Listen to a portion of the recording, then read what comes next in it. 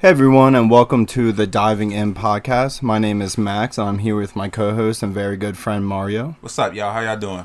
And this is episode 1 of a series that aims to enlighten folks in similar situations that we find ourselves, such as where to go, what to do, and how to adjust your lifestyle once you are officially done going through the educational system. Yep, just like Max said, we want to touch those points where you're done with your final exam at college and you're about to begin working in a 9-to-5 job. So we understand there's a lot of stigma behind a 9-to-5 job and that a lot of people don't really like it. So we really want to touch those points. We really want to be able to condition your brain to adjust because we know that when you're in school, life is relaxing, it's free. So we want to help you adjust once you're done with school. 100%. It's time to hustle. It's time to grind. It's time to do whatever you're passionate about and not look back. So if you are thinking about going to college or dropping out of school, if you are struggling with your 9-to-5 job, if you're a hustler every day doing the entrepreneurial lifestyle, we are here for you. Yep. Just like Max said, you really want to build a community of awesome, dope, creative people. That's the goal of this podcast. And that being said, let us dive into today's topics. And thank you so much for joining us, and we hope you enjoy.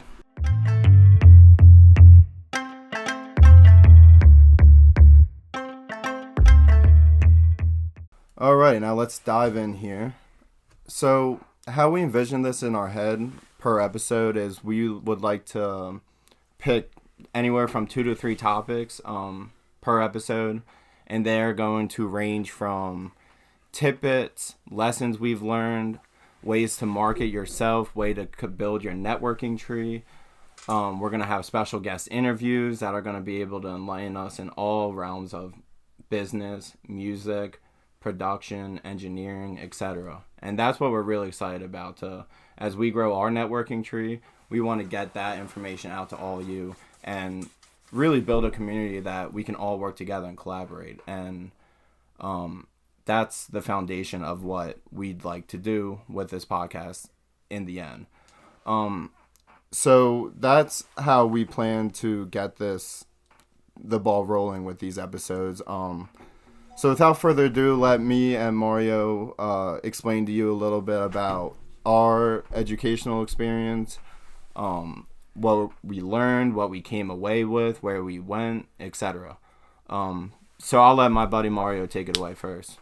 So, man, everything that Zach said, that's so true. So that's our goal for this podcast. We're going to do all that good stuff. So we're going to get you ready. So just a little background about myself, man. From born and raised in West Philly, went to my senior Barnard High School. And then after that, I went to Duquesne. So kind of going into Duquesne, I really knew what I wanted to do. I knew that I really wanted to be an entrepreneur, study entrepreneurship.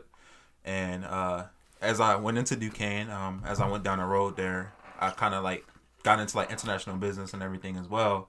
So that, one thing led to the next. During my time at Duquesne, man, I've been to India, went traveling with some other friends around, different parts of the country and stuff like that. Yeah, traveling's important, man. So, yeah, traveling it's essential, man. I tell everybody, you got to travel at some point in your life, man, because it just opens you up to the whole world. No doubt.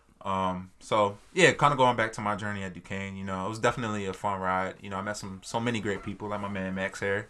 So Duquesne was so awesome. Definitely think about it all the time. Really miss it a lot. And after Duquesne, I knew that Pittsburgh necessarily wasn't the place that I wanted to stay. So I kind of came back home and went to Drexel, where I got a master's degree in information systems. And then from there, it was about a 2-year program, 15 months technically. And from there, after I was done, I went to Japan for about 2 weeks. So it was definitely lit. I remember when I was over there, just talking to him, telling him what's up, like we out here doing that type of thing. So, that's a little bit about myself. So Max is going to talk about his background. Yeah. But yeah, man, travel is so important, dude. You can get stuck so easily in a singular culture that you're not even aware of what else is out there. And so it's important to go and experience new lifestyles and things along those lines. But that being said, man, I'm so happy our paths crossed together. Me and Mario became really good friends. Right, that CS class. Yeah, we went through the shits of classes together in college. But we have like-minded goals. We work hard, and we're excited to do this. So, let me get back into my background a little bit. So I grew up right outside the city limits of Philadelphia, and I was a decent student in school. I mean, my entire educational career can be summed up in what is it? 3 words: just getting by. Right. I just did whatever it took to get by, everybody. dude. I enjoyed the classes I found interesting, but those classes were, like computer classes, engineering classes, things that weren't too extensive in high school, but yeah, fun to, get my hands dirty. But as far as English, which I was really good at, but I couldn't stand, math, no practicality in what I'm doing in my life with that. Not to bash math, because math is cool and whatnot. It's important, kids. But yeah, but you have to be interested for your own well-being, not just for a curriculum in school, and that's a very important key. But anyway, I'm getting off track here. So I ended up going to Duquesne University. My spring of 2014, my last year in high school, I applied to like 12, 13 schools. I got into around 11 of them: Colorado Boulder, South Carolina, High Point, Elon, Temple. And Colorado Boulder would have been my dream, but, it was just too expensive out of state. So I ended up going with a safe bet, going to Pittsburgh, going to Duquesne University right in downtown in the Burgh. And I don't regret it for a second. It's a great school, great people, great fucking city. People give Pittsburgh such a bad rep, but, I mean, they're scumbags, no doubt. But I love the culture. It's just like a smaller, more sense of community just because Philly's so damn big. So, I mean, before I kind of didn't want to interrupt here. No, but go like, for it. Bro, you applied to 13 schools? Yeah, dude. I waited my whole life to go to college. I was so excited. I wanted to do like the big football school. I wanted the whole experience. Yeah, definitely. Never for a second did I think, ooh, I want to go to this school for their business program or for that. I went to school undecided. I was damn near undecided until well into my sophomore year, which is not... I mean, people tell you to go undecided until you figure out what you want to do, right? Which I would pass that advice along, no doubt. Yeah. But in my situation, I ended up having to take a lot of prerequisite classes that did not pertain to the major I ended up falling into, which was computer science. So I started off undecided. Then I tried physics, failed my first physics course, the only class I ever failed at in college, or withdrew from. Bruh, physics is hard, man. It's hard. Dude, it was not general ass physics, dude. It was fucking... That shit was hard, dude. All those equations, but just horrible as a lecture style. Yeah. So anyway, that was my first major. That didn't last more than a semester. Try getting into a biomedical engineering degree, which just was announced at my school after I had started. And yeah, so I tried getting in there, but you had to begin that degree as a freshman. So that didn't last long. So... long story short, one of my best friends from high school ran track there, Chris Kazanjian. Shout out to my boy. Big shout out. Maybe we'll try to bring him on the podcast at some point. Gotta get him on. Amazing athlete, identical twin, both fast as hell. I don't know who's faster, probably Matt. But long story short, my best friend ended up in a similar situation. He started off with a computer science degree, and I figured, what the hell? I mean, it's a great industry. Technology's not going anywhere. And my mindset, once I got my feet rolling in there, was that with computer science, they'd be teaching me a skill. They'd be teaching me how to code. They'd be teaching me how to read different languages, how to access different technologies. So I kind of saw it as, instead of getting a bullshit business degree or... So entrepreneurship entrepreneurship is the coolest thing, but I feel like going to college for entrepreneurship is true. counterintuitive. But I mean, right? Trust me, I'm jealous. Don't get me wrong, man. Like, having that whole experience, taking entrepreneurship, it was so cool because, like, real rap, we were not in the class at all. Like, real shit, we were barely. Yeah, in the classroom. You met people. You're experiencing the come ups of startups and shit. Yeah. So we actually went out and networked. We got to see like angel investors and all that type of stuff. So like. That's the reason why I would say, I was happy about doing that in college. Where do you find angel investors at? Do you have any idea? I didn't even know, man, what angel investors was until we went to the meeting. Like, our professor told us, like, hey, we're about to go in and sit in on some angel investors and see how that whole process worked. Like, that shit was so lit, man. you know, being able to understand what due diligence was and going through that whole process of like how they decide to invest in businesses. Like that whole process was really cool. I mean, I assume, I mean, they have money to invest, so they come from experience. Right. So with that being said, any angel investors out there, hit us up. Yeah, hit us up, dude. I mean, let's talk. All right, back to I'll wrap this up real quick. So yeah, I ended up finishing with a computer science degree in a span of 4 years. Me and Mario first met each other in one of my introductory courses. So he's actually Intro to Java. Intro to Java, baby. Shout out Professor Shoshani. Yep. Great lady, better mentor. But yeah, so Mario was actually a year above me, so he was taking that as as an elective, yeah. And that was my first course in computer science. So that's how we linked up. Fast forward a year later, you know, and this is another topic we're going to get into. I'm referring to getting internships, getting job experiences, getting out there while you're still in college, or even if you don't go to college. It's important to get your foot in the door with anything from a startup to a Salesforce company to telecommunications, cold calling. Do that shit now while you're in college, while you don't have bills to pay, because trust me, you're not going to be getting paid for that shit. Yeah. But it's good to put on your resume. I mean, right. We'll get into all that bullshit later. I mean, let me hop in here real quick. But, so, I mean, one thing to add too, like if you and any of your friends, like while you're in school, have any ideas of starting a business, I would definitely say like go for it. You know, come together as a group and like start a business. Like that's something that I wish like me and Max, you know, would have probably like sat down and thought about in the early stages, or probably like, I mean, maybe even junior year when we first met. You know, just kind of like sat down and thought about some business ideas that we wanted to start. You know, we were young and dumb though. We ain't, you know, nobody right. Like we didn't really know about that, you know. So, but it's all good. You know, we here now, so that's all that matters. So, on that note, got an internship in between my senior year at a small startup. They were technically, Call It Ready. Shout out Joe Charleston, CEO. Worked right next to that man, dude, every day. Me and Mario, dude. So it's actually a funny ass story. I was nervous as hell. Got my first internship, dressed to the nines for this dumbass startup company. Same way. Yeah. Call It Ready's a good company. They just have some stuff to figure out. So like, shout out to them. If you need any telecommunication software for your corporation, small business, anything really, they can help. I would give them a call and just see what they can do for you. But on that note, I dressed to the nines like an idiot. It was hot as hell. I walked from my house in Pittsburgh there.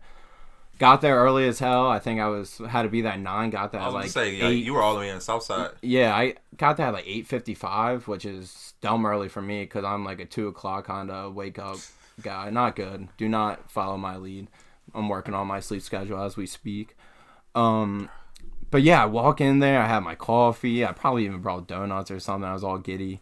Didn't know what to expect whatsoever. I walk in there. There's only one person I see there. He spins his chair around like an evil villain or something like that. And it's fucking Mario, dude, my boy. And I was so happy. Right. Because I was just nervous because I'd be working with these new people. I didn't know what I could bring to the table because I'm just learning all this coding. Like, I haven't been coding my whole life. Like, half the kids in my major were. They've been doing this stuff since they were kids. They have family members that do it. Yeah, I'm like 3 months into this stuff, so I'm like, I'm not going to be able to help, but I'll try.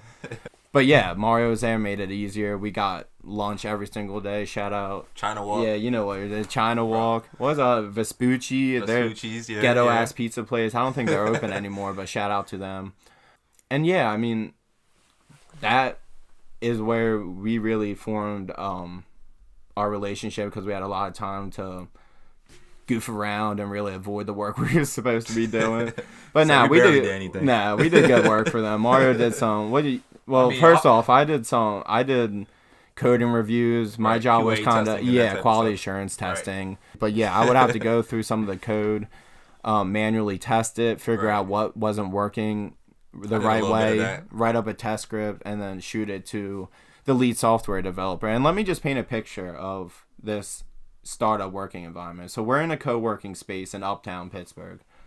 So we didn't report to an office. We didn't report to some corporate building or something. We were in a shared co-working space. So we had a little nook in the corner of the space.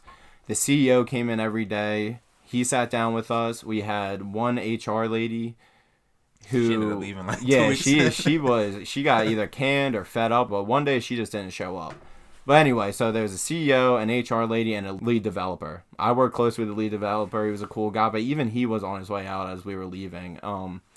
And other than that, we would Skype with people. Like, they had other workers. They had one guy, Art was his name, in Wisconsin or something. Yeah. That dude was my man. He's Mustafa cool. was in Egypt, right? Egypt. Yeah, I remember I talked to him. Yeah, I talked to. So yeah, we got to network with people all over the world for what they had outsourced and whatnot. Mm-hmm. So yeah, that was an alright experience. But as far as like skills I took away from there, I mean, I forgot everything I learned there within 2 or 3 months after we were done, right? But I mean, all in all, it was definitely a good experience to be able to work with my man Max here. Yeah, no doubt. But also meet other people while we were working there. So, I mean, definitely looking back, it was a good experience. Yeah. And did you have any other internship experience other than that? Or? So, I mean, yeah, I guess I can kind of like talk about my story a little bit more. So, like, before I had my internship with Call Already, my first internship was with Mass Mutual. Being a financial services representative. So what that kind of entails is you basically have to take an exam and then become certified as a financial investor services representative, and then from there you're able to talk to people. So you can like talk to them and offer them your services such as like life insurance, different types of investments and all that type of stuff. So I mean, like, that internship was really cool. I ended up having it with like a couple people who went to Duquesne, like this one girl that I knew. Oh, really? Shout out to Drisma, so we were both the same year. My other man, Aaron, he was like a year under me. And my man, I can't even remember his name, but he went to Pitt, so it was real cool, man. Listening anyway. It was real cool. I really enjoyed that internship. Like, it was so cool to be able to like set my own schedule. Everything was like real flexible. Barely had to come into the office and stuff. That's what's up. And really just meet up with people and tell them what I did. But I mean, being a financial services representative or anything that is commission based. Yeah, that sounds heavy, kinda. But yeah, I mean, but like when it comes to like commission based, like you gotta be about the grind. Like you gotta really go in already knowing people. So what was that? Was that your junior year? Yeah, so that was after my junior year. Yeah, that was after my junior year of college. Yeah. So like you really gotta be able to come in and like know people right off the bat that want to buy your services. Yeah, no doubt. So like, I mean, there was a couple kids there. Like one kid, his dad worked there, so like he already had all the connections and who to talk to. And stuff he knew like what that. was going on. Yeah. So he basically grew up in that. But with me and like some of the other kids, like we were like, what the fuck is going on here? Like we don't know anybody. I mean, yeah, they did train us and everything like that, but we kind of understood the people that we were going to talk to really wasn't looking to buy, life insurance and all that type of stuff. Yeah, I can imagine. I mean, basically what I did, I just went to all the trainings, and if you had like a certain amount of trainings that you went to, you made money from that. So that's really what I did. And, if you brought like one of the basically like higher ups, like the senior level guys that's been there longer to the meetings with you, that's how you made money as well. So I did that a few times. But I never really saw myself being a financial representative long term. It was kind of more something like... You don't think? Nah, bro. Like, I like the flexibility. I like being able to meet people whenever I wanted to. But learning the background of that is... Learning like what goes into that would be significant for yourself. Yeah. Right. And for whatever you're trying to do, your financial planning's massive. Right. I mean, that's important, man. Like, because I've been talking to people about that recently. Like, school, you don't learn this stuff in school. So to be able to like at least have a basic understanding of that really helps you so far down the road. Yeah, no so doubt. It's important for people to learn. But I never really saw myself being that person that would actually sit down with people and me helping them in their lives in that way. I see myself more as a creative person, like creating like different websites, apps, and all that type of stuff. So I kind of want to be entrepreneurial in that space. Yeah, and you're doing it too. We'll get into that in the next topic. Next topic, next episode. But yeah. Other than that shared internship me and Mario had, so I walked in graduation in the spring of 2018. Wasn't expected with all my friends and whatnot. But wish I was there. Yeah. You screwed up big time, dude. I gave a little peace sign when I got up on stage. Took a little selfie like an asshole. I was like dancing when I got up on stage from mine. So you had it, dude. It was fucking broke as shit now because of it. Right. But anyway, that wasn't the end of my college career. I had to do some bullshit senior project in my major to officially receive my graduation. Yeah. So I ended up staying that whole summer of 2018 in Pittsburgh.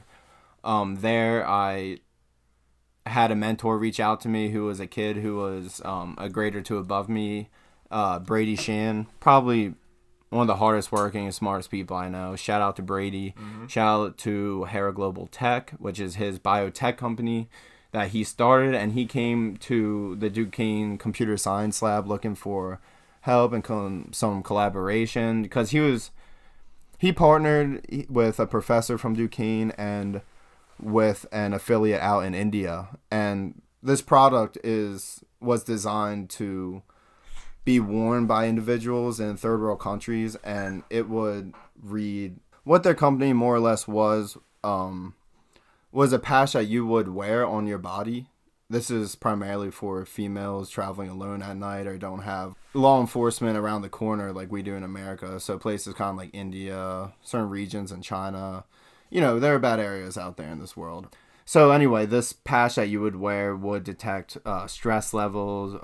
It would have blood monitor in it, heart rate, all that good stuff. And it manipulated all that data it was receiving into an algorithm. And what it would more or less do is detect stress levels. So if you're traveling home from work on a bus late at night, you're a petite female, you're by yourself, you're in a sketchy region of wherever you are, and there's not law enforcement. It's everywhere. Like in places around the world, they really just make you fend for yourself. So what this patch would do is it would detect stress level, and if you got to like an X amount of stress, or your heart rate was at level X or something along those lines, then this patch would dispatch an alert to local police enforcement and a family tree or a community that you uploaded into the application that corresponded with the patch. And once this alert was dispatched, if you were having a heart attack or if you were being attacked or followed or anything was wrong with you and you didn't have access to a phone or local law enforcement, then so this application connected to the heart rate would dispatch an alert and send out SMS text messages to anyone around you that might be able to respond quicker than local police or something along those lines. So my job at this internship was developing the mobile application that was associated with the patch. And this was a very exciting experience because I've built apps in the past, literally just copy and pasting code more or less from YouTube tutorials and whatnot. But this was the first experience I had working side by side with a CTO, my buddy Brady, developing the app more or less from scratch, adding features, making it user friendly, making it look good, making it efficient in its response time and who it reached out to.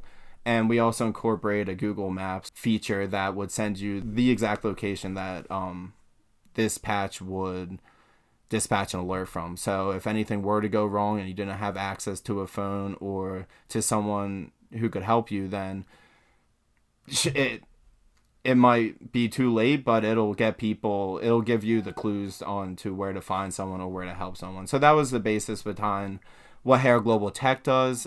They've kind of transitioned into the rehab facilities and things along those lines. So if someone's in rehab and we are able to detect whether a certain urge might pop up that would, make the person want to relapse or something along those lines. So if that's the case, then we would send that message to their immediate care provider and get them help when they needed it. So there's a lot of applications that you can do with this product, but like I said, this was a good experience. This was more or less when I was finished college. I worked there all summer, literally in Brady's apartment, just working side by side. We also worked at with another company at their office location that did some of the Bluetooth connection and back end coding and whatnot. So that was a good experience. And I will say this, although the company was way more of a startup than Collab, they had more or less no funding. I didn't get paid. I was just in there for the experience and having a good time.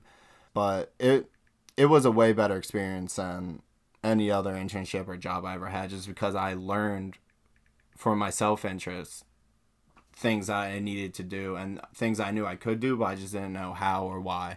So that was a good experience. And I'd like to keep working with them in the future, and I wish I was still helping out now, but towards the end of that summer, it came down to my house in Southside. The rent or the lease was coming to an end. So I had this decision whether to, find a part-time job and keep paying the rent and find new people to live with and things along those lines, or just to pack my bags up, move back to Philly, relocate into my parents' house, save money on rent, and figure out what the next steps for me were. And I think it was the right decision. It was financially the smartest decision, but in the end, living on your own is way more beneficial for your own well-being than living under your parents' roof. And my parents, my family, my friends are here. Everything's here, and I love everything about it. But if you want to be independent, if you want to hustle, you can't really have people in your way. And it's stressful. Yeah, it is stressful, and there's always that underlying sense of responsibility that you have to please your parents. I mean, because we hit the lottery ticket. We're born in America. Right. We went to college. We had help with it. We grew up in good neighborhoods. We're good kids for where we are now. So that more or less sums up my college experience, where we left all from high school, where we ended up going, how we chose it, what we did there, and how we finished our formal education. We hit all those points. Yeah. And that's all good and well, but it's really the next step that we want to dive into. We want to dive into the reality of not having a schedule, not having a class schedule, not having grades to focus on, we've been conditioned to pass tests, please professors, collab with students. We've had this culture embedded in our systems for our whole lives. What is it? I'm just turned 24 about a week ago, so I mean, when did we start school? What? So 20 plus years at least. I've been faking it till I make it, as long as tests go, as long as essays and whatnot. But we made it. Yeah, we made it. Met some really cool people on the way. Learned some amazing things, but it's a whole new ball game once you enter the real world. Once you don't have that prerogative in front of your schedule. So, without further ado, let's dive into topic number 2.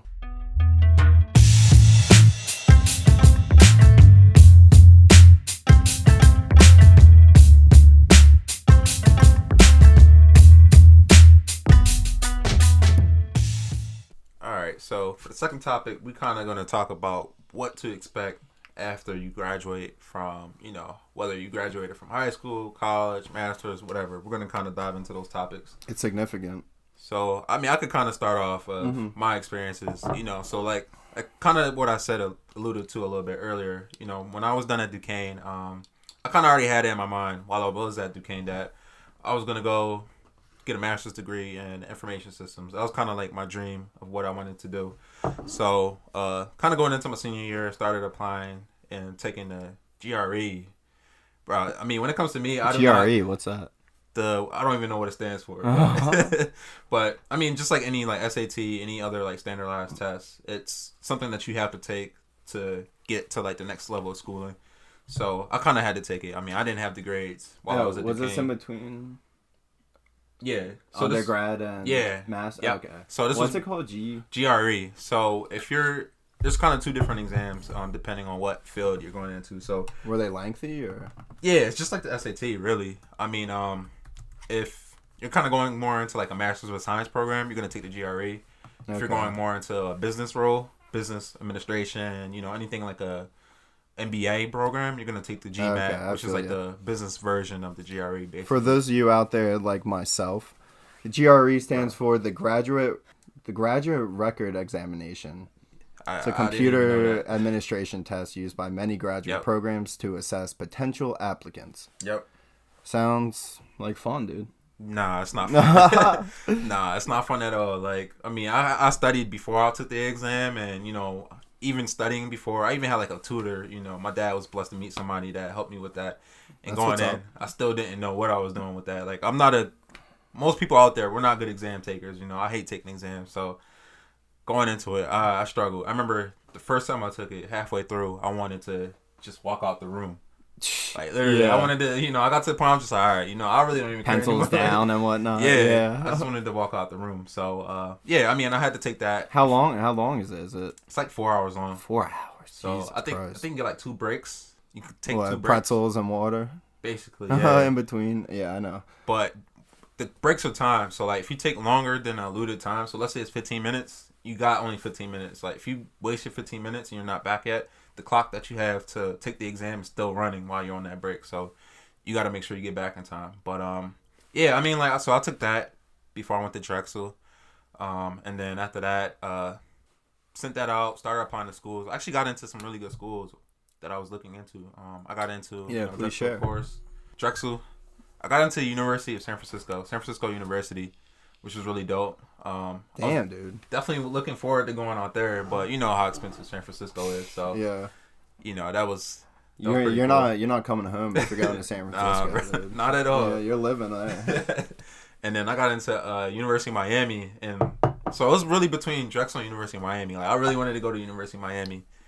Cause you know why I know it's Miami, baby, bro. You know the U. Like, U was my childhood fantasy school. Yeah, right. When I was in high school, Boulder University was really that's the school that spoke to me the most. When I went there, I was like, this is it. It's beautiful, beautiful mountains, great air, hot ass fucking Colorado babes from all over the West Coast and whatnot. But yeah, man, Miami was growing up, dude. I was the biggest U fan, dude. We're talking 2001 football team. We're talking Ed Reed, Andre Johnson, listen to the running back, Willis McGahee, Clinton Portis, and Frank fucking Gore. Frank Gore is still playing and killing. That squad was deep. Yeah, that squad was I mean, they won it all. So yeah, that made me a fan from the get go. Right. You know, all for the wrong reasons, but you know that's why I want. Yeah, that's why it was all about the U, baby. All about the U. So yeah, I mean, kind of go back to what I was talking about. So yeah, I mean, for me, it's pretty much between Drexel and the U. And you got into the U? Yeah, I did. It's a hard school to get into.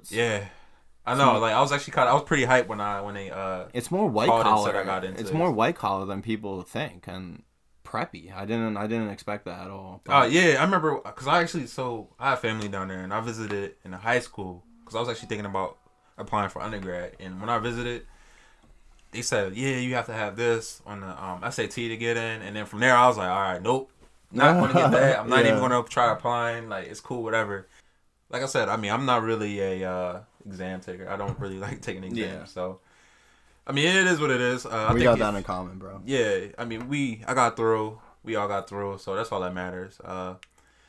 I think what they kind of look for, though, is if you're more of a well-rounded person, you know, if you're involved, if you've done things outside of class, all that type of stuff. So I think that's what they really look for in an applicant. Yeah. You know, you can still get through by, again, low scores on, like, SATs or GREs, whatever it is. So but, I don't think it really matters. All right. But we're getting a little off topic here. We're going to have a whole new topic on fucking SATs and stuff, ways to get into the college you want to and whatnot. But, and let me just give you a little background about, you know, I graduated, I worked that summer finishing up my classes, working with Brady, and then my lease ended and I packed up my bags, left Pittsburgh, came home to Philly. Brotherly love. 215. 215, shout out. Low key, probably the greatest city in the world. Is that a stretch? I think so. Yeah, I mean, ask anyone. To be honest, Philly's definitely top one, maybe two. Everybody.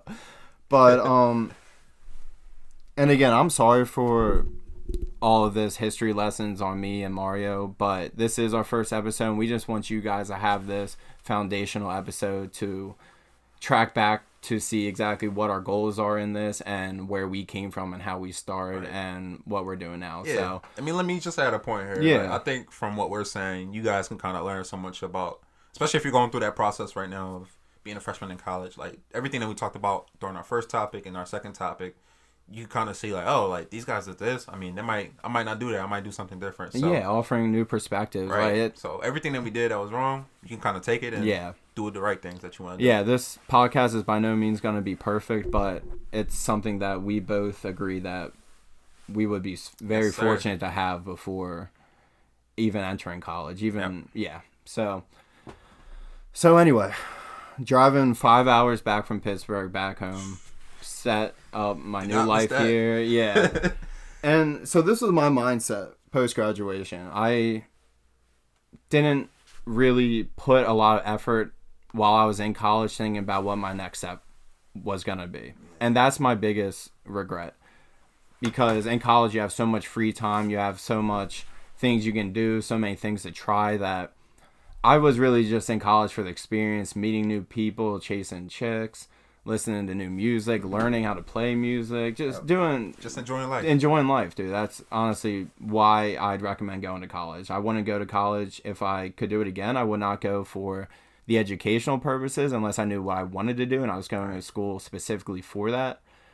No, I went to college for the experience. I wanted to live on my own. I wanted to meet new people. I wanted the whole experience, and that is something I'll hold on to the rest of my life. College was worth it for that. If you're gonna afford to go on a 4-year hiatus and have fun, right? Do it. Definitely do it. But getting back to what I was saying, my understanding throughout all of college was that I'm gonna get the degree, and once I got this degree, I had my golden ticket. I had some minuscule internship experience, which I could, blow up to be a lot more than it was, so it looked good on resumes. I had some projects I did in school that I threw on my resume, but long story short, I thought the degree was gonna land me a job right after college. Computer science is a massive industry. There's a lot of demand for jobs even today, and this is a year and a half to 2 years after I graduated. Mm-hmm.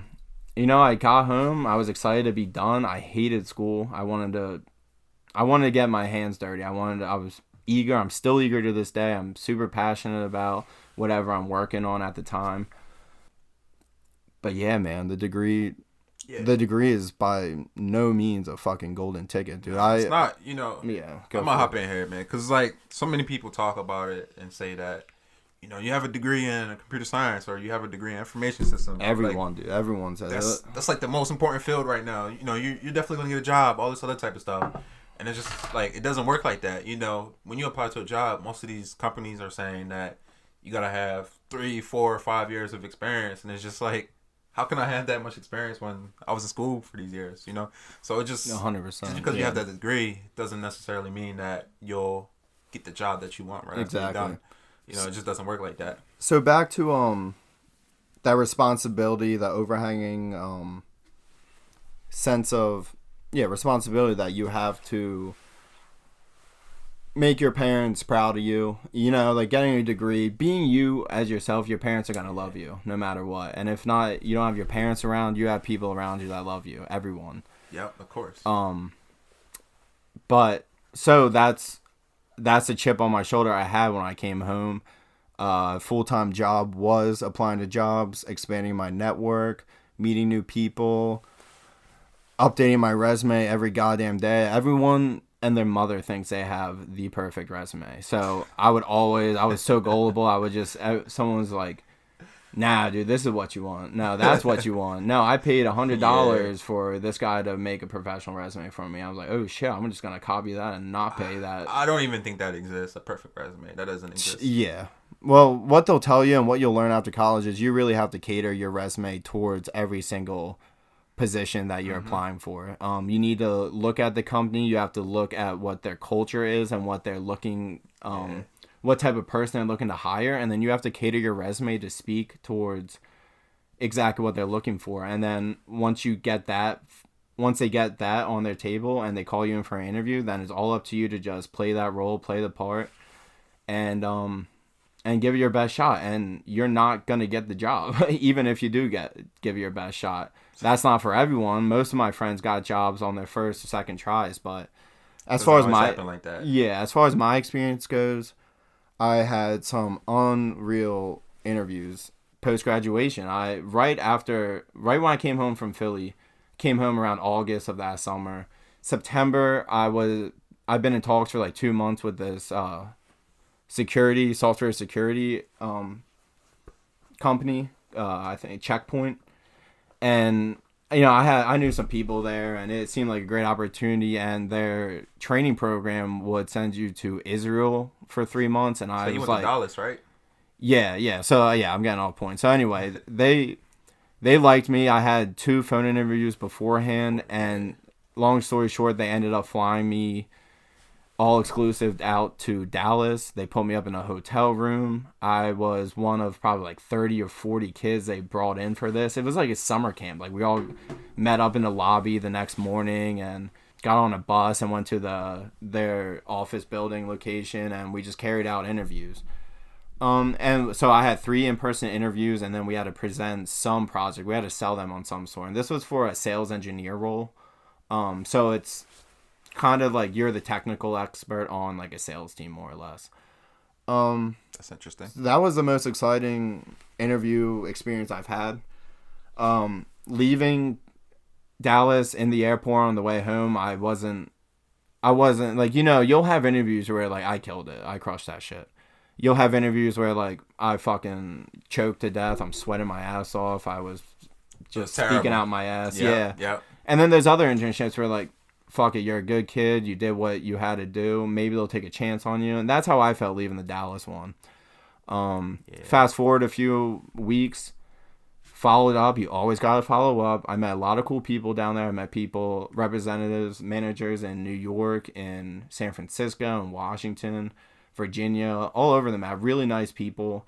Got their contact information, emailed all of them the week after I got home. And I didn't hear back from anyone of those people I reached out to. And not only those people I met, but also the HR department, the company in general. I never heard anything back from. Not an email, not a phone call, nothing. Which was so fucking bizarre, because how are they going to fly me all the way out to Dallas? I mean, granted, there was probably 30 people there, and they were probably hiring, I'd say, 10 to 20 of them. So I had decent odds. Like, I was probably like the 1/3 of people who didn't get a job. But yeah. But yeah, the way, like, how much money did it cost me to come out there and, like, fucking play with myself down there? Like, and I don't know. But that's on them. But to not even get a call back, do you know how degrading that is and how much I killed my self-esteem? Because I was excited about this. I felt, like I said, I felt confident, but I wasn't dead set that, I wasn't positive they were going to hire you for the position. Yeah, get back to me. But it's always like that. You never really know what goes into that whole process of. So that was my first like big boy experience. On the job hunt, on the interviews and whatnot. Following that, I've applied to SAP a bunch of times. They're a major business software. Probably, I think they're the second largest software company for business in the world after Oracle, which is based out in San Francisco. Mm-hmm. SAP's headquartered right here in Newtown Square, right outside of Philadelphia. It's literally like 2 minutes away from my house, so that would have been ideal. I applied there probably like 20, 30 times. I had 2 in-person interviews in separate jobs, but the one I felt really good about, after the interview, within 12 hours, I got a rejection letter. So that murdered my self-esteem as well, because I'm thinking...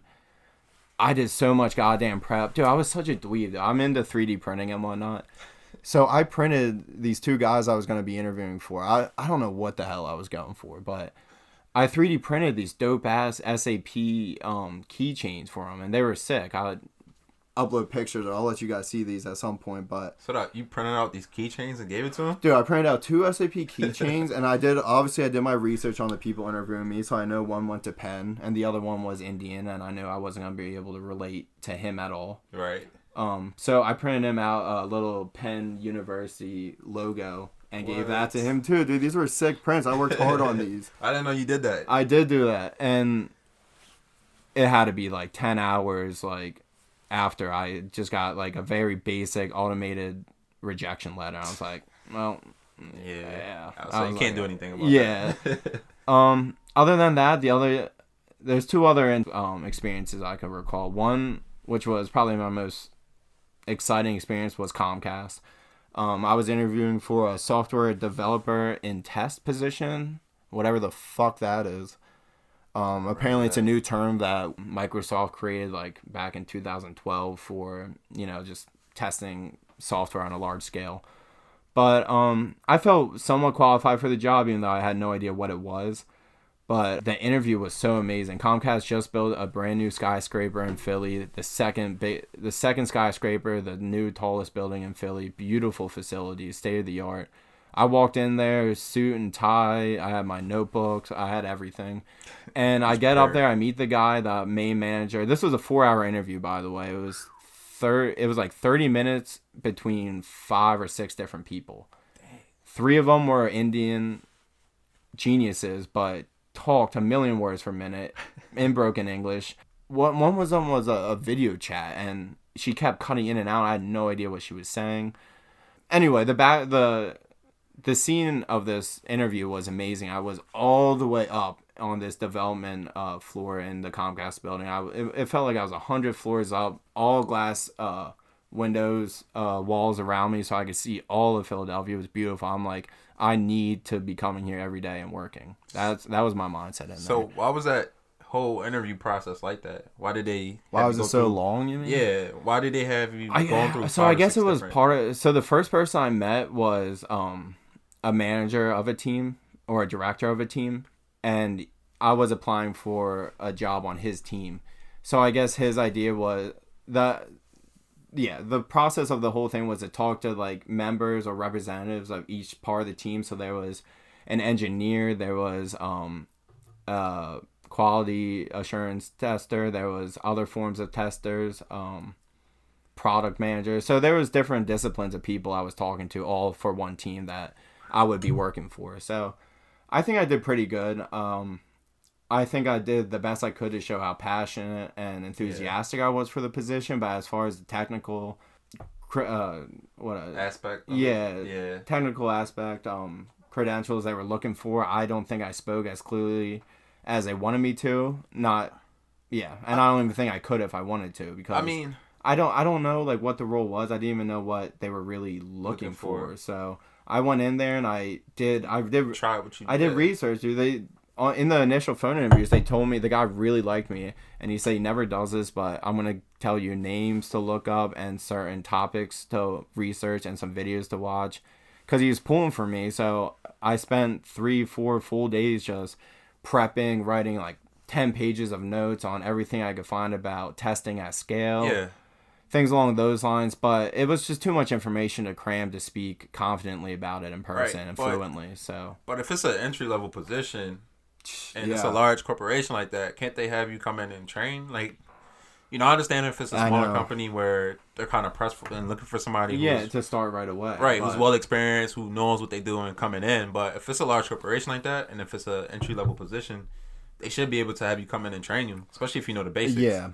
Which you did. Here I am a year later, and I still am trying to piece together exactly what entry-level means. There's entry level, there's junior roles, and there's associate positions. Now, I've been told sounds the same. Like, I've been told by higher ups that associate positions are what you want to look for, because those are really kind of shadowing positions. Like, they'll give you the basic training that you need, but then you're kind of you're an associate to someone, you're assisting someone, you're learning under someone. So, what's an entry level then? Well, like, dude, I have no idea. I have no idea what entry level is. Dude, you see an entry level position, you go down the requirements. They want 5 to 7 years of React JS experience, which I don't even know was out 5 years ago. And that's the dilemma that we have here. Yeah, 100%. Very big dilemma. Yeah, that is the golden situation we find ourselves in. Is what the fuck do that, like, what's an entry level job? So more or less, I think the right path to take if you're looking to get to work right away and you're not having as much luck is you're going to have to find that data entry job. You're going to have to find that IT position. You're going to have to find like a mailroom type situation of a position. Work there for 6 months, learn, absorb as much as you can, meet people there, connect, and just work your way up until you have leverage on your resume to find a job that piques your interest more. Yeah. I'm going to kind of hop in here, but we kind of just said all that just so that we can kind of get to the point where we kind of start giving you an understanding of when you're not finding that job and how do you strategically plan around that, because, you don't want to be sitting around looking for a job, applying to jobs 24/7. Like, you have different things that you want to do. So if Max could kind of, talk about a little bit more about how you strategically plan your day, outside of applying to jobs and stuff. I am not fit to give advice because I'm someone who I write out. This happens like once probably every month. I write out the perfect day. So for me, it would look something like this: going to bed by 2 in the morning, which is probably the earliest I go to sleep regularly. So go to bed at 2, wake up at 8 a.m. That's 6 hours of sleep. That's all you need to be efficient for the rest of the day. So this is my perfect day right here. Wake up at 8 a.m., make coffee, go on a walk, go on a nature hike in my backyard, doing something that gets you active but relaxing at the same time, gets you ready for the day. After that, I would spend a half an hour planning out the rest of my day because every day is not going to be the same old thing. So I would figure that out and make adjustments in my schedule towards whatever networking event I was going. If I was shooting an episode for the Diving In podcast, if I was had a doctor appointment, if I had worked at my part-time job, I'd have to. But ideally, the core things I wanted to incorporate in my daily schedule was 1, waking up early, 2, dedicating an hour, 2 hours every day to working out and going to the gym and increasing my health, spending an hour to 2 hours learning a new skill. And that to me was either watching YouTube videos, taking notes, reading a book, or just straight up practicing. And then another curriculum on this perfect day I had in mind was also just working on myself, working on whatever businesses I was thinking about, project planning, just trying to get new experiences with new things that I could do on my own, and just trying to, better myself every day. Right. And I haven't had one day like this, and I plan it out by the hour, like exactly what I want to do, and I can't do it, dude. I set my alarms, I shut them all off, I wake up late as hell, I feel groggy and shitty. By the time I wake up and get my coffee, there's already something I'm late for, whether that's a haircut or meeting someone at the gym or going to a networking event. So I'm not someone who's capable of giving advice on how to routinely plan your day, but it is important to have that mindset that you want to do X, Y, and Z every day, because repetition is everything. Yeah. It only takes, what do they say, 20 or 30 days to make something a habit. Make a hobby a habit. Right. So if you go to the gym for 30 days in a row, you're going to feel super shitty when you don't go to the gym, and that's what you want to do. Right. That's the mentality you want to be in. You want to feel shitty when you don't make progress in whatever ventures you're working on, or if you didn't make any network connections that day or something along those lines. Like, you want to get in a routine of having a healthy and proactive planned day. Yeah, exactly. I mean, don't get me wrong, like, time management is not something that's very easy to do. No, and it's so underrated, dude. It's one of those things. Yeah, it is. And it's one of those things where you just got to keep practicing it, keep doing it. Yeah. I don't even think the people out there who say they're good time managers are good at it. Yeah. You are good. You're good at it, though. You're better than me. You have your... I've gotten better, but it's still one of those things where, I don't know, I still suck at it. There's certain days where I'll be like, okay, I'm going to do this at this time, I'm going to do this at this time, do that at that time, and then you get to the point where it's time to do it, and you just be like, oh, I don't feel like doing it. Yeah. And then you just end up just chilling the whole day. That's like almost every day. Like, so I'm like a year and a half post education. Yeah. Post going to classes, taking tests and whatnot. And yeah, it's important that you find stuff in your life that excites you to allow you to keep learning into the future on your own time, because now you're not cramming in information the night before a test, so just so you could get a B minus, B plus, and then forget that information. You're at the point in your life where you have to get excited on your own, and you have to dive into it. You have to embellish it all. You have to read about it. You have to practice. You have to talk to others. You have to, collaborate, things along those lines. Right. Yeah. Being an adult is hard, man. Once you're done with school, that's when it hits you. I'm gonna be a kid until I'm fucking 35, 40. Oh yeah, of course. At the very earliest, because I'm a kid. Yeah. I love being a kid, but that doesn't mean I can't make money and I can't, be an influence out in the community. It's just there's no guideline. There's no path to success that you that is tailored for you specifically. You gotta make that on your own, and that takes a lot of time management. Like we said, it takes planning, motivation, and you can plan till the fucking world ends. But taking action is that's where I've been lacking a lot, is because I mean it's I don't have depression day to day, but after a year and a half of you feel it. I mean, just applying to jobs and shit. Like I don't even want to. That's depressing in itself. That's why I know, dude. Because your parents are always asking, your grandparents are calling, always asking. Everybody in your family. You just have it's the worst feeling when you have everyone in your corner. Everyone wants the best for you. Everyone wants success. Right. We're talking about like not only your friends and family, but like your like my parents' friends are all my parents. Friends of friends. My parents feel like a lack of, like they feel responsible to help me as much as I can, because probably 2/3 of the people right now in college are gonna get jobs through their parents' companies or through their uncles' companies or through their friends' close companies, things like that. Me and Mario didn't really have that situation for us, but that's not saying we don't have people like that in our corner who are pulling for us. They just don't have as much pull to be like, all right, get your ass in here, you're hired, things like that. Right. So that just means it's more action on us that we have to you gotta find put on our shoulders, carry that weight. But yeah, I mean, like, being an adult is not easy whatsoever. Once you're done with school, you gotta, like, you don't have the excuses of class to say, oh yeah, I got class, so I don't have to do this or do that. Exactly. Yeah. You gotta do something, or you're just gonna be sitting in the house. You don't have straightforward goals like getting a grade on a test or passing a class or something along. Like, you have to set your own goals and make them something that you can really embellish in and like be proud of yourself that you accomplish these goals. And for me, that's just hard when there's no feedback, when there aren't people saying like, hey, you got an A- on that research you just did. I was like, I don't know. That's a shitty example, but still, you gotta just put it. Doesn't even matter anymore. I know, that's what I'm saying. But like, it's hard, like not having someone overlooking you, like monitoring like the work you do. Cause, fuck, I just wanna watch TV and play games. Like I don't have that entrepreneur mindset. Like I know my one buddy Ethan Trusty. Shout out to Trusty Busty.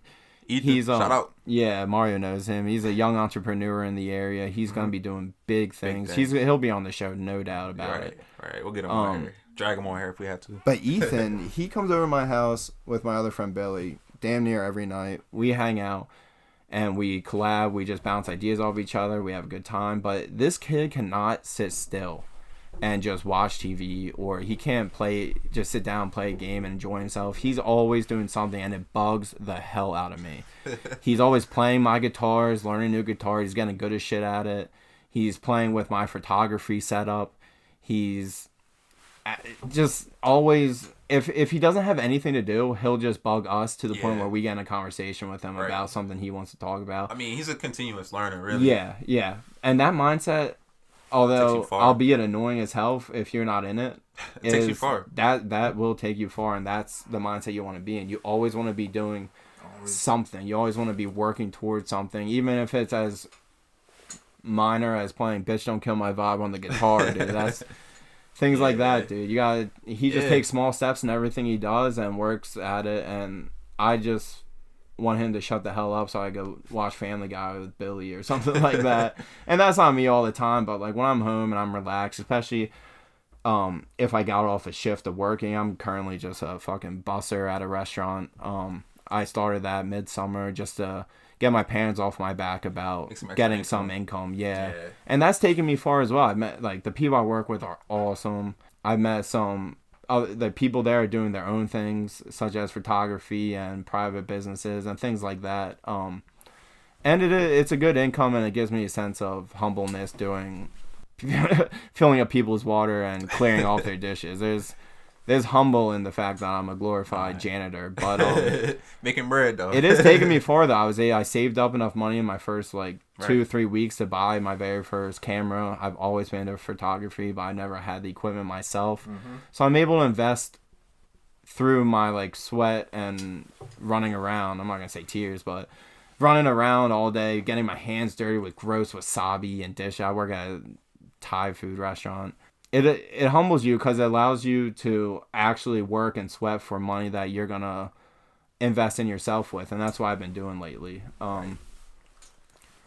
But yeah, and that's just a stepping stone, because if you want to move out of if you want to be financially stable one day, financially independent, if you want to live on your own in an apartment with your friends or even by yourself in any size city, you're gonna need income, and more steady income and more income than I'm currently getting as a busser. So yeah, so it's hard to figure out. And I was about to say, like, how long you're gonna be there for and whatnot. You know, yeah. And that's, I mean, his story right there. Both of our stories are perfect examples. You know, like, it's not gonna be easy for anybody coming out of college. Like, not everybody has that clear pathway where it's like, okay, I'm done with college, I'm gonna get a job, everything's gonna be good, life is gonna be good. No, like, you're gonna have to go through those little stumbles. You're gonna have to dig yourself out of a hole, essentially. Yeah, it pretty much figure out what you want to do. It pretty much breaks down to 3 categories of people post graduation.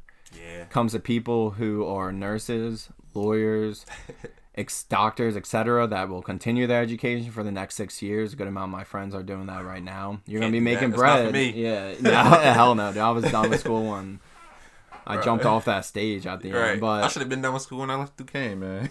High school I was ready to be done. But all right. So 3 people. Those people that continue education, whether that's they want to get their master's and PhD, whether they want to continue in nursing school, things like that. Right. And we need people like that. So I respect that. Then there are people that come out of college with everything set up for them, whether they already know they're working for a family business, or if they already have an internship they had that's going to hire them, or they have their own thing. They have a third of the people, maybe even more than that, know exactly what they're doing after they graduate. Mm-hmm. And then there's the last third of people who are like me and Mario, who have large aspirations, who trying to figure out, don't really know what we want to do, but know that we're destined for big things. And if we can help one of you out there, just one person, then that's what this is all about. So, but going back to that third category, there are people who just went to school and had less of an idea of what they'd like to do after leaving school than they did going into it. Right.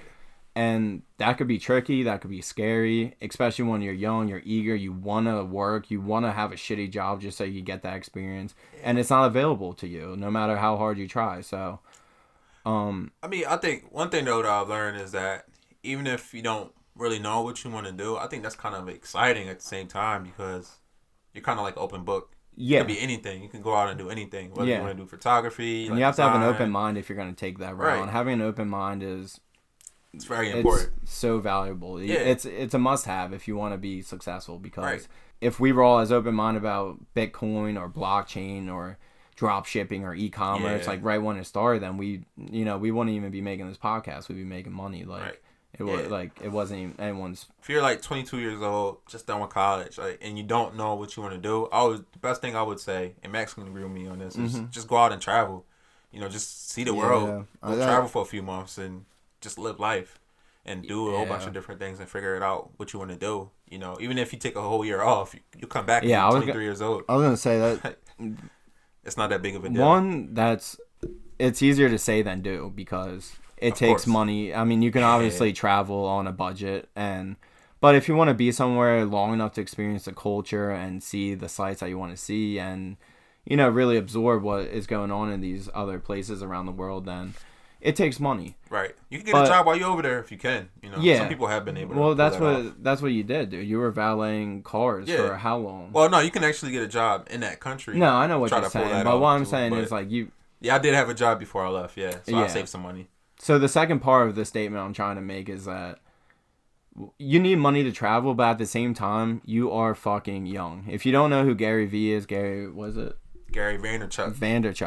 Check him out. You all know who he is. Everybody, who's listening to this, but get some knowledge in you, because you are so fucking young. When you're 35, you're young as hell. When you're 40, you can be still working towards your goals.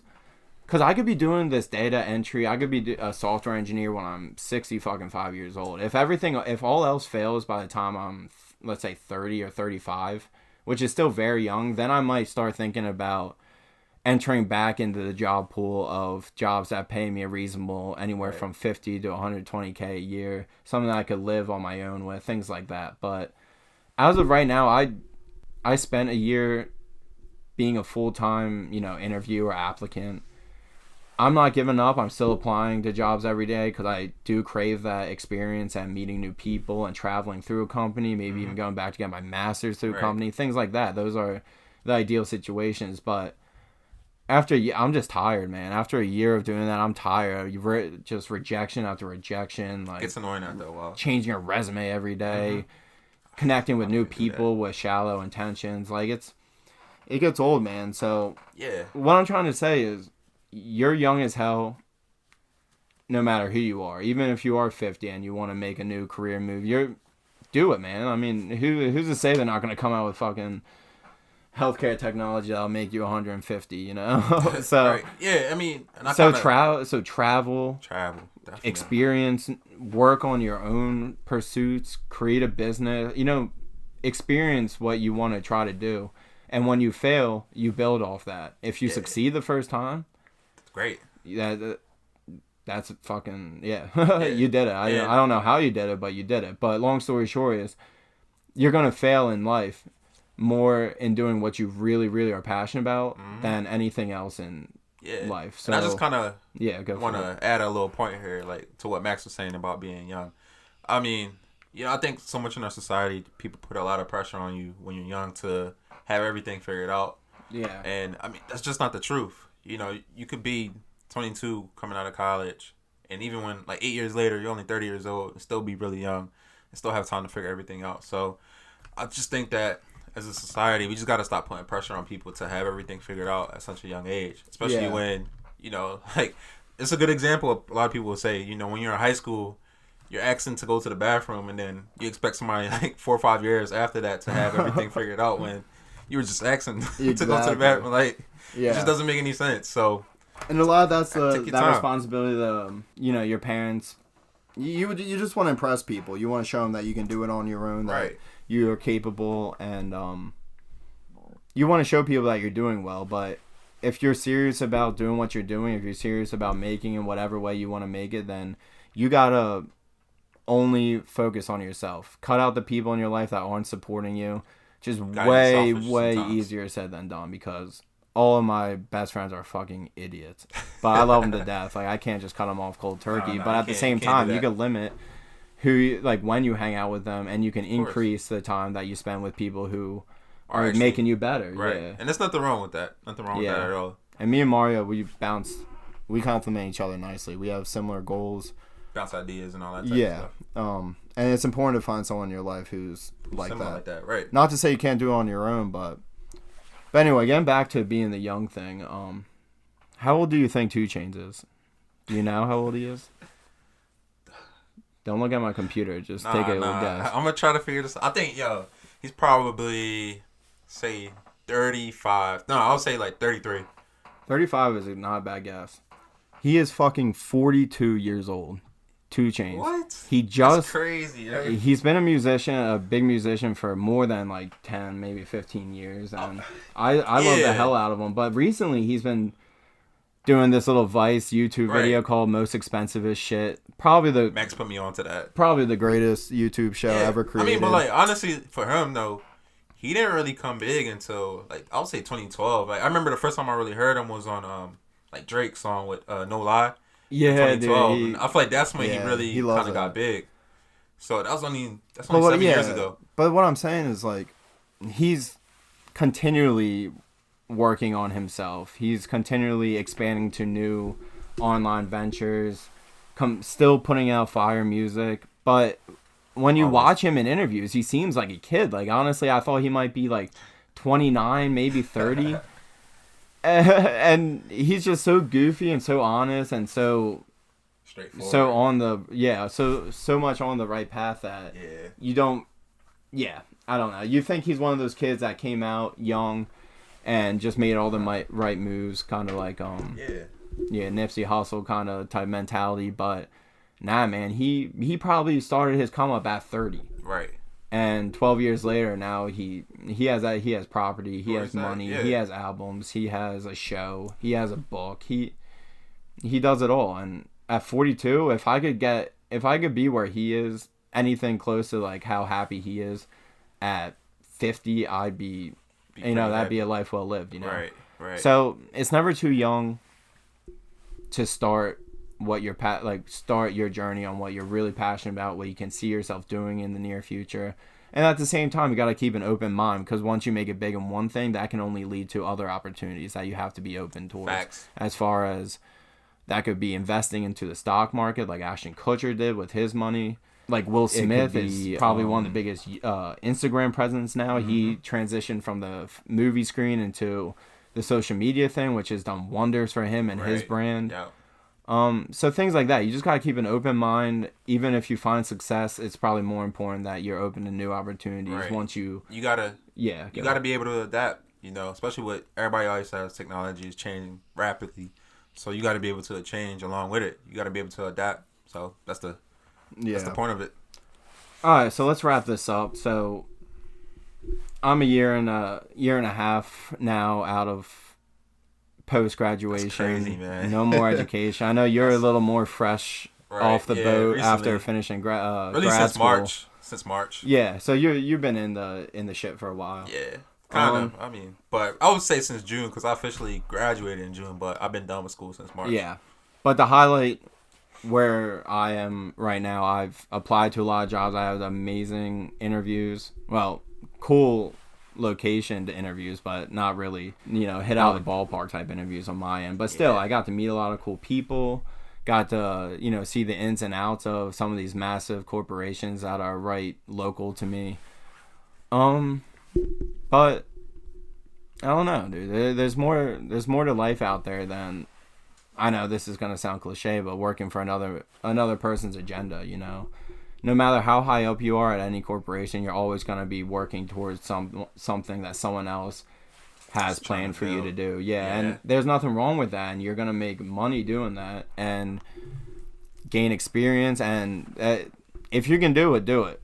But at the same time, it's not you're not going to be left in the dust if you decide to take another route, and that's what we're trying to express here in this podcast, is that we're trying to make what we're passionate about into a reality, something that can support us financially, something that brings us happiness, something that keeps us healthy and fit, and things along those lines. So, with that being said, this concludes this week's episode of the Diving In Podcast. And thank you so much for everyone tuning in. Make sure you catch us next week. We will be discussing topics related to furthering your education for your own well-being, narrowing down what passions you have and which direction to go, and taking on the real world head on. It's about that time. I'm ready. Mario's ready. I know you're ready. Yes, sir. Let's get it. Love you all. That's deuces.